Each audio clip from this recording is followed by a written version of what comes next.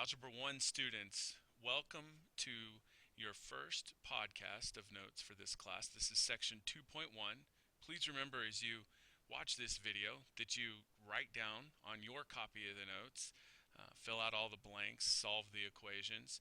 Feel free to rewind or pause this video if you miss anything, and if you have questions, bring them to class tomorrow and we can discuss. So this section is focusing on solving one-step equations. First, some terminology for you. Equivalent equations are equations that have the same solutions, same answers.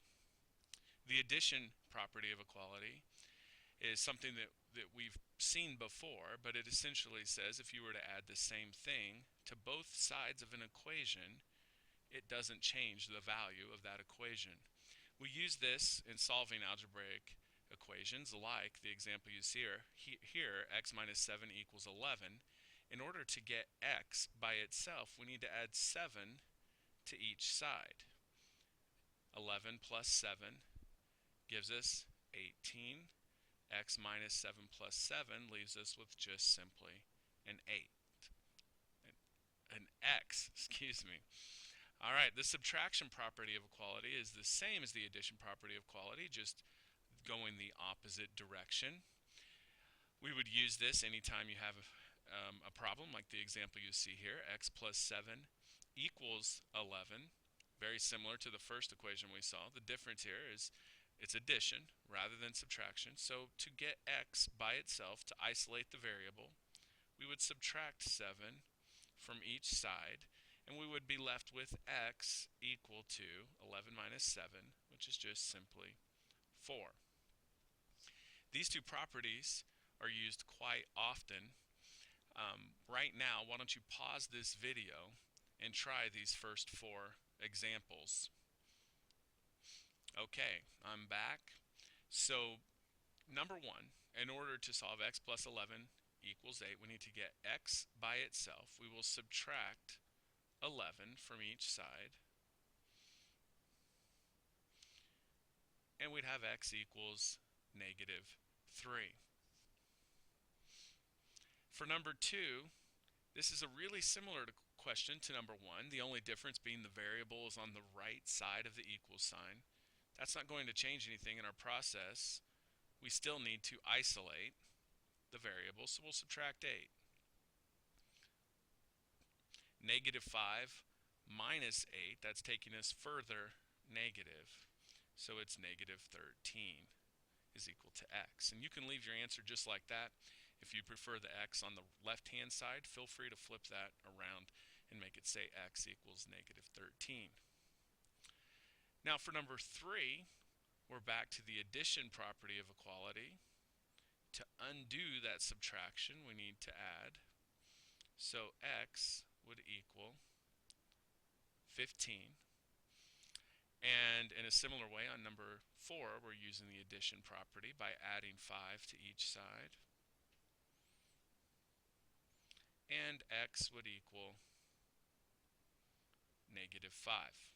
Again, the variable was on the right-hand side of the equation. That doesn't change anything about how we solve it, though. Sometimes we'll run into problems with addition and subtraction. Others will run into multiplication and division, and as you go further in your math courses, more operations will become available to you. But for now, let's look at the multiplication property of equality. It essentially tells us that if you multiply both sides of an equation by the same number, they're still equivalent. So in the example that you see here, x divided by 3 equals 2, what I want to do is multiply both sides of the equation by 3. That's undoing the division by 3 that we had in the original problem. X divided by 3 times 3 is just simply x. 2 times 3 is 6, and we have our solution. Conversely, the division property of equality tells us to undo multiplication. We use division, and when we divide both sides of an equation by the same number, they are still equivalent. So here we have 5x equal to 20. If we divide both sides by 5, Little quick math here. 20 divided by 5 is 4, and we have our solution to that problem. All right, you have 4 examples. Why don't you pause this video, work through those examples, and when you're done, hit play again and follow through. Make sure your answers agree with mine. Okay, welcome back.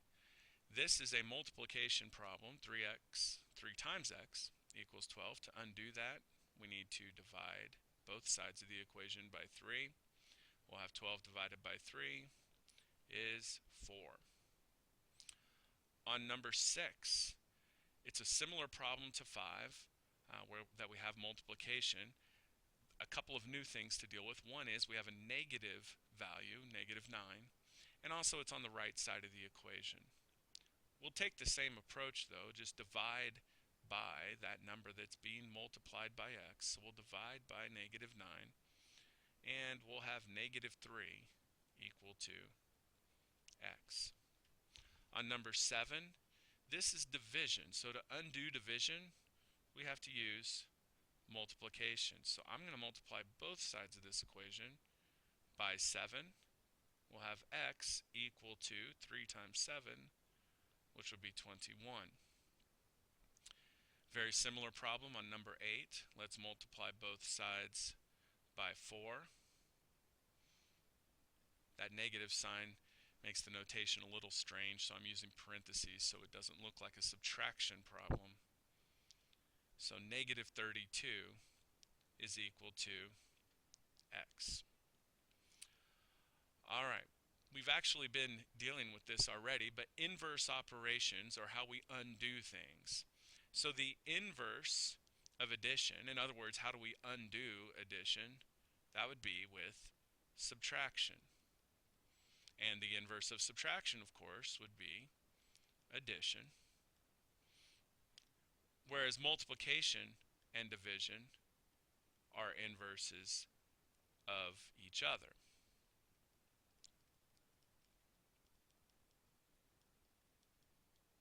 Again, this is what we've been doing on all the examples up to this point. All right, the last two we're going to look at are some application problems. So the first one says a train is 100 miles away from the station. It is approaching the station at 40 miles per hour. How long will it take for the train to arrive at the station? So what we're looking at here is a train that's traveling at a rate of 40 miles per hour. We can do 40 times x, where x represents, and I should label it here, x is going to represent the number of hours. And when we take 40 times the time, 40 times x, we know that we have 100 miles to travel. So 40 times x equals 100. In order to undo this multiplication, as we've seen before, we will divide. And 100 over 40, I know I've told you guys not to use calculators, so we're not going to. Let's simplify. 100 divided by 40, we can make that 10 over 4 by dividing both numerator and denominator by 10. And then we have two even numbers, so we could divide by 2. And we get 5 halves. Now hopefully when we get to this point you'll recognize 5 halves. That is 2.5 or 2.5 hours. So it would take the train 2.5 hours to get to the station. Alright, on our last question, it says Netflix offers streaming video for $8 a month. Jake's grandma gives him $50 for his birthday. How many months can Jake afford Netflix if he only uses his birthday money from his grandma? Well, first of all, I'd like to say I hope that Jake's grandma will send me $50 for my birthday. That would be really nice. But for the sake of this problem, let's define a variable and then solve. So here we know that x would represent, well, what are we trying to find out? It says over here, how many months? So that is what x represents, the number of months. That's our variable, the unknown in the problem. Now, if you take $8 times the number of months, That's the total cost for Netflix. So if it was 1 month, it would be 8 times 1, 2 months, 8 times 2, and so on. Now it says here that he's using this $50 from grandma to do this. So 8x equals 50 is our equation. Again, it's a multiplication problem. We need to isolate our variable by using division. So we'll divide both sides of the equation by 8. Now this doesn't work out evenly, and again, you are prohibited from using your calculator devices at this point. But we do know that 6 times 8 is 48, so we could say that it's 6 and 2/8, and I know you know that's 6 and 1/4. However, we're assuming that Netflix is charging monthly. So he can't quite afford 7 months. So we would say that with this gift, Jake could afford 6 months of Netflix. I hope this lesson has helped you. Again, make sure you take good notes. Come to class tomorrow ready to answer questions very similar to those that you see here. Have a good evening.